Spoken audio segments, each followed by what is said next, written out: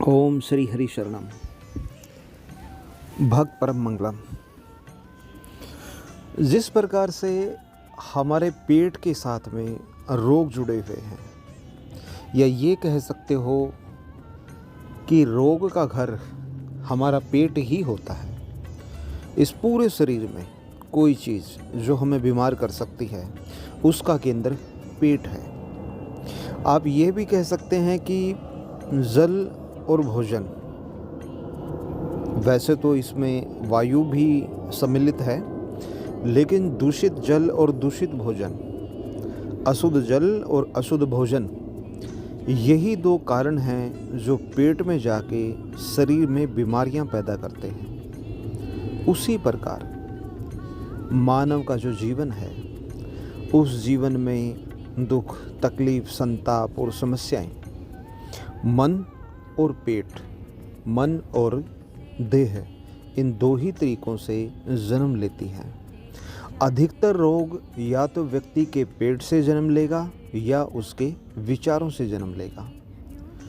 विचार कहाँ पैदा होते हैं? विचार पैदा होते हैं मन में, क्योंकि विचार हमेशा मन में ही आता है। जब पहली बार विचार मन में आएगा तो बुद्धि उस पर निर्णय लेती है, हमें समझाने की कोशिश करती है कि क्या सही है, क्या गलत है। वो अपना संदेश छोड़ती है। आत्मा अगर सुदृढ़ है, आत्मा मजबूत है, आत्मा पवित्र है और प्रबल है, तो बुद्धि के उस निर्णय को स्वीकार करेगी। लेकिन मन अगर प्रबल है, मन आपके ऊपर हावी है, तो जो मन चाहता है आप वही निर्णय लोगे, वही करोगे। कुछ समय के बाद वो निर्णय, उस निर्णय से लिए गए आपके कर्म, यही आपके संस्कार बन जाते हैं। और एक समय आता है जब यही संस्कार हमारा भाग्य, भविष्य बन जाते हैं। ठीक उसी प्रकार से खाया जाने वाला अन्न, पिया जाने वाला पानी और ली जाने वाली हवा, ये दूषित करती है इस देह को और देह के बाद में मन को।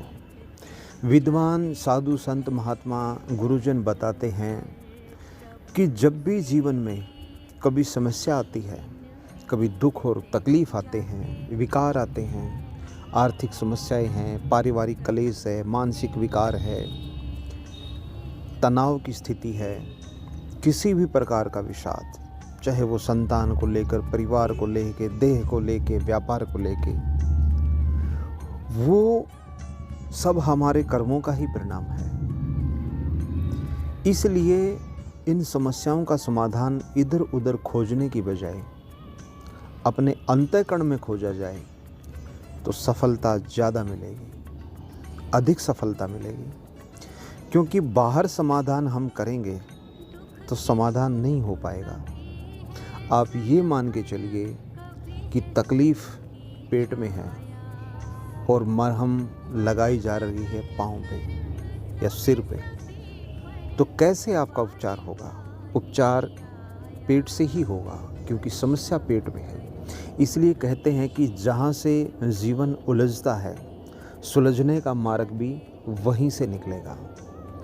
उलझने का मतलब है कि समस्या कहाँ से पैदा हुई है, दिक्कत, संताप और पीड़ा कहाँ से पैदा हुए हैं। जहाँ से वो पैदा हुए हैं वही उनका समाधान है। आप दूसरे शब्दों में ये भी कह सकते हो कि हर समस्या अपने साथ समाधान लेकर आती है।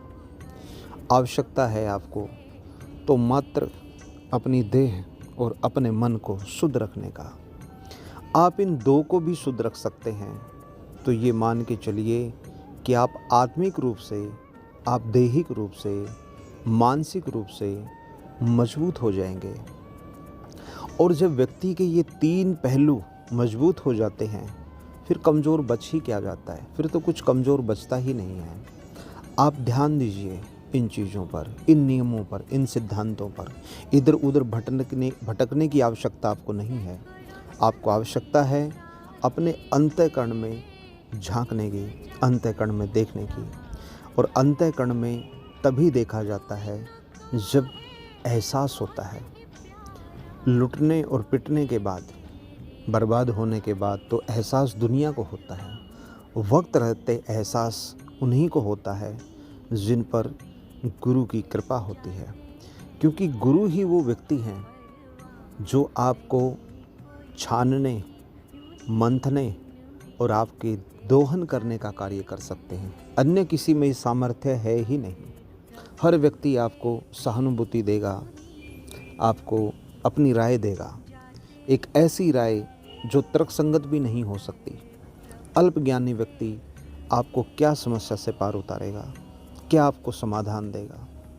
वो तो समय समस्याओं के जंजाल में फंसा हुआ है। उससे तो समय समस्याओं ने चारों तरफ से घेरा हुआ है। बाहर अगर निकाल सकता है तो पूर्ण गुरु या पूर्ण परमात्मा। आप ईश्वर की शरण में जाइए या गुरु की शरण में जाइए, अंतःकरण में आपको झांकना ही होगा।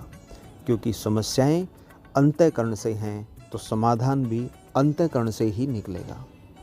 ओम श्री हरि शरणम।